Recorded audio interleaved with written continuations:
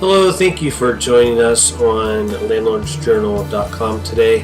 I'm attempting to put all of our podcasts up on YouTube, and actually recording we do our live shows on Ustream.com, and I am in the process of putting everything, transferring everything over to YouTube. So the show that we are doing, the show that I'm presenting now, is actually a show that we did on June the 20th of 2010. So we're coming up here on our 1 year anniversary. So the following is a show that we did on June 20th, 2010, titled Borrowing Money to Make Money, using leveraging your assets, leveraging your existing assets to purchase more property, with the goal being to acquire as much property as you possibly can. So anyway, that is the show that I'm presenting now on YouTube. You can find us on landlordsjournal.com. Click on the podcast tab and you can download all of our podcasts there. We are on iTunes. You can also download all of our podcasts there as well. And of course, this is the video version. Be sure to check back with us on our live shows. Click on the live tab on our website, landlordsjournal.com. We intend in the future to have guest speakers and a call-in show for real estate investors, the general public, to call in and ask questions of us. So that's it in a nutshell. Enjoy the show.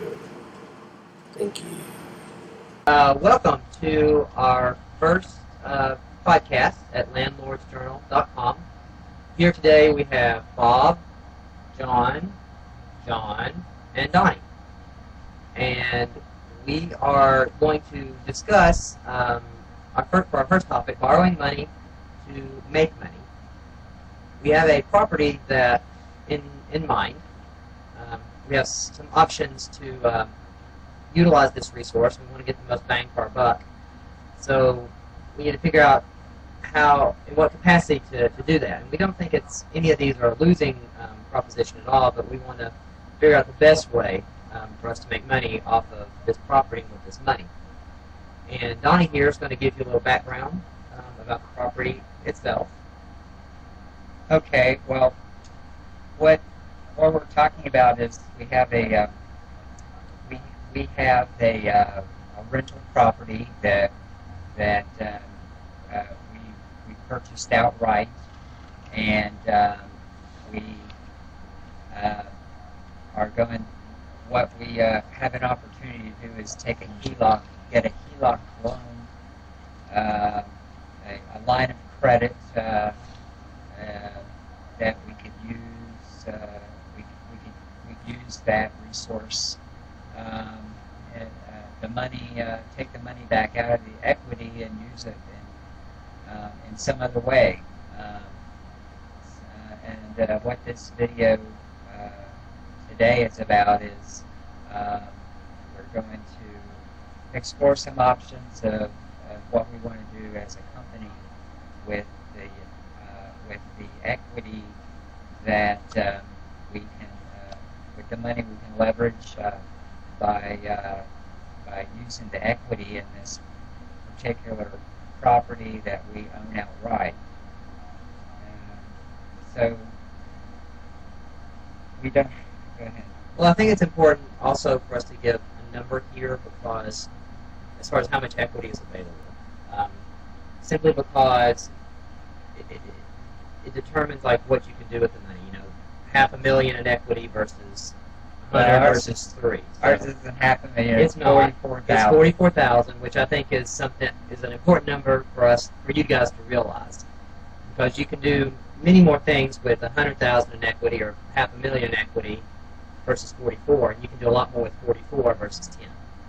So I think that's important to define that. So we're going to be working. We have this pot of $44,000 that we can borrow, and that's part of the equation too. Is it's money that we would be borrowing in order to use um,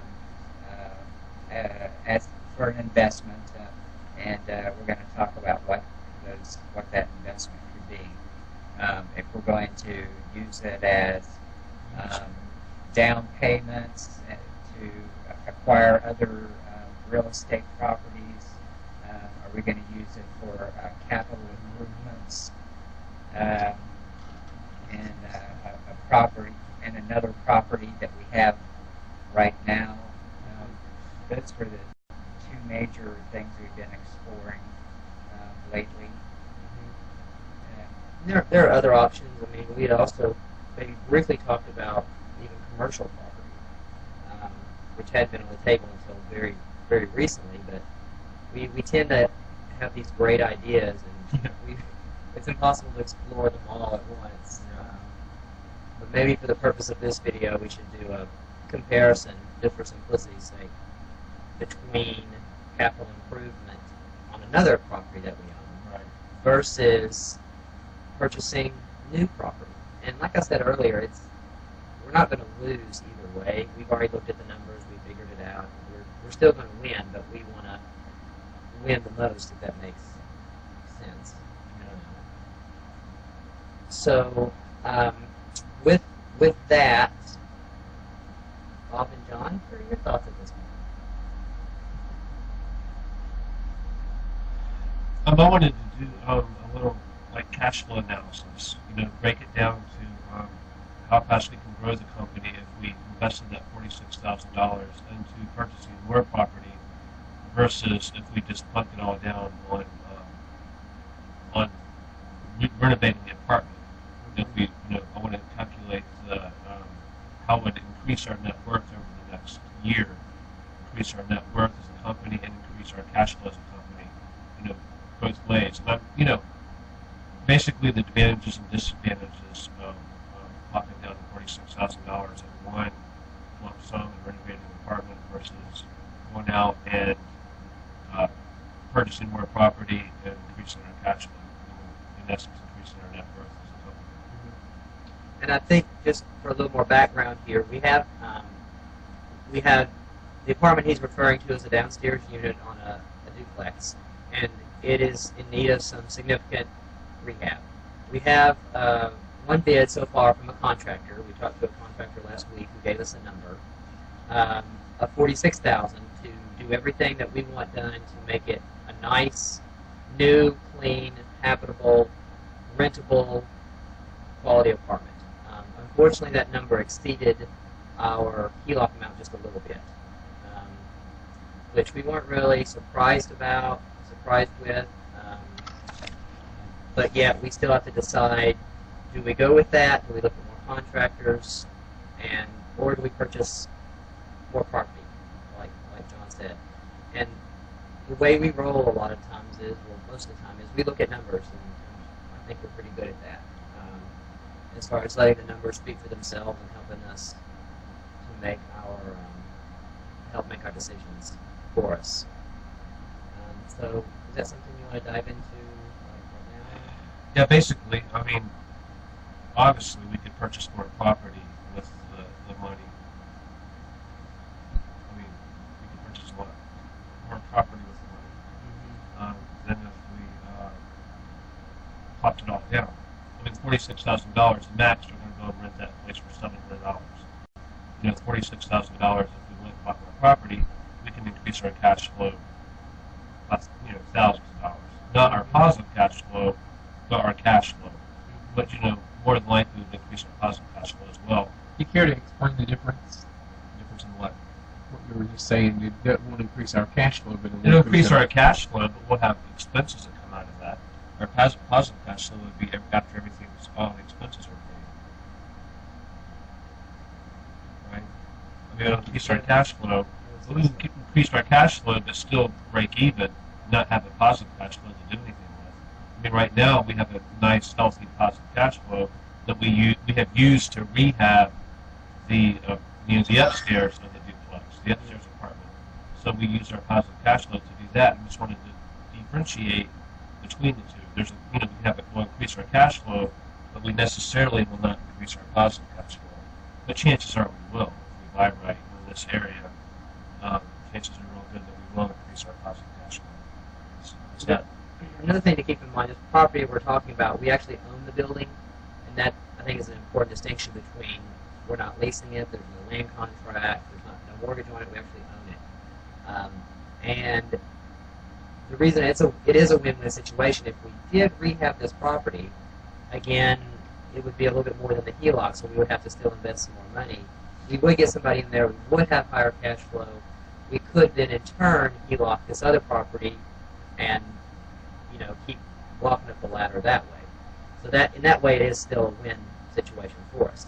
However, it may be a bigger win situation if we divide that equity from this other property we're talking about. If we divide that equity between, say, 3 other properties, and we control them, rent them, find some owners who are willing to do some creative financing with us, which we have done successfully in the past, and exponentially almost increase our cash flow. But we can talk about these things, like I said, all day, but we need to get down to the numbers and figure out why. So you're saying we could rehab the place and then get another HELOC on the HELOC on the rehab. HELOC on the rehab, but how much would that be? I mean, we'll be pushing we already have $20-some thousand in it. Right. If we put an additional 46, that was 46,000 in it. If we put an additional 46, we'll have 40. Well, which we've already spent that money, so we'll get some of that back. I mean, it's already done, so we can, essentially we can get that back. But if we have,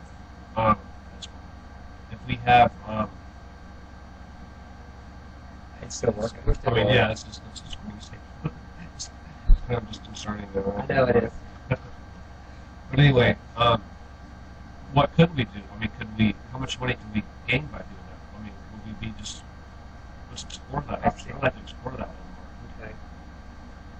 It's sort of like a pump.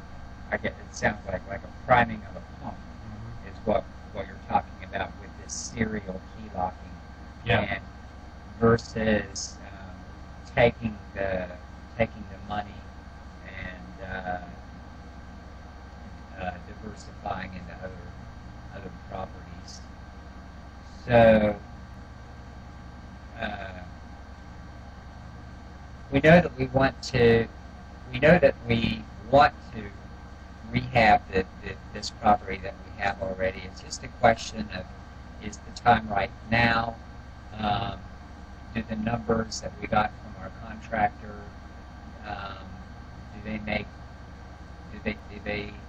are they numbers, do we want to just go with that, or do we want to shop around and see if we can find a better deal on rehabbing that place, which that wouldn't hurt at all if we did that. So we could take this 44,000 and dump it all into this one property. We have this property that we have 20,000 in, and we have a tenant in it right now, and the rent is what, $375? The rent's $375.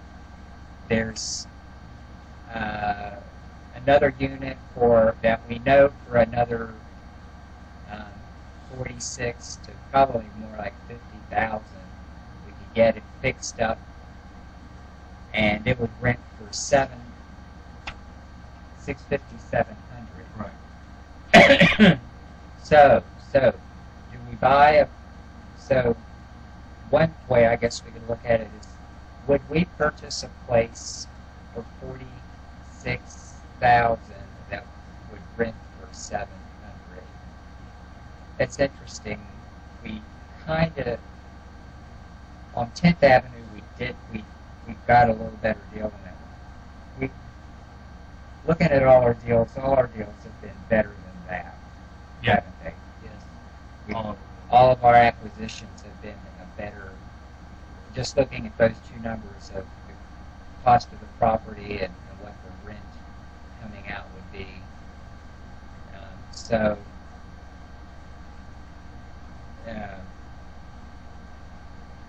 Yeah, because we basically bought a 46, 40, we spent $40,000 on basically a house and a bunch of apartments. And, which is bringing comparable out to a about duplex, that's 700. bringing in about $650, $750, and bringing in about $950. So we spent $40,000 to get $950 to $1,000 a month in income, which I think we calculated our capitalization rate was in the double digits, which is what we were kind of spoiled in that way. Not spoiled, because everything we've done has been calculated, but we've been fortunate to find properties that have had double-digit capitalization rates. And I think the one on Guyan Avenue was even at least 10, and it might have been 15 or 16. I'm not sure. I know there's a big range there, but I know there's a. Was that included? Was that considering the 46,000? Only I'm talking about 10th Avenue. We're comparing we're comparing 10th Avenue. We spent $40,000 to get a $950 return. Right. And we're going to spend $46,000 to get a max $725 return.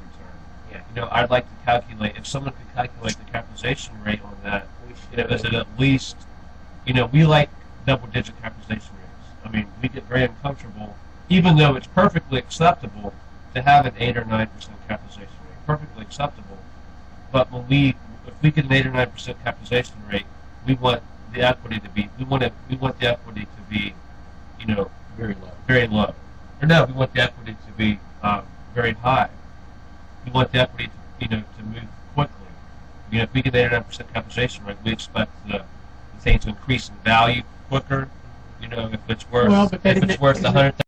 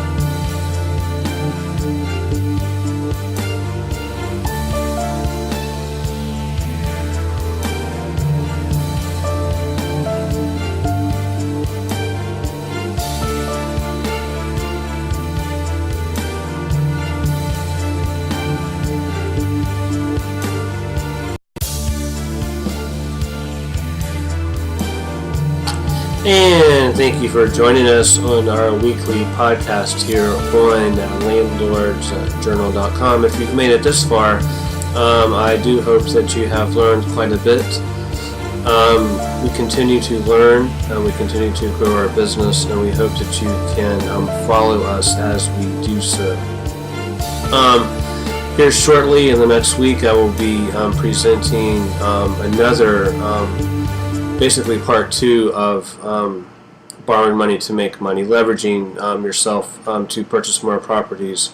And that podcast is 1 hour and 10 minutes. As usual, you can find us on landlordsjournal.com. We encourage you to participate in our forums. If you sign up for our ebook, or if you sign up for our email list, you will receive a free ebook on the basics of real estate investing. So again, thank you for joining us here on landlordsjournal.com, our weekly podcast. This podcast was aired on June the 20th, 2010.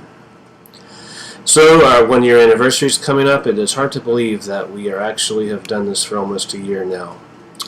So enjoy the rest of your day. Thank you.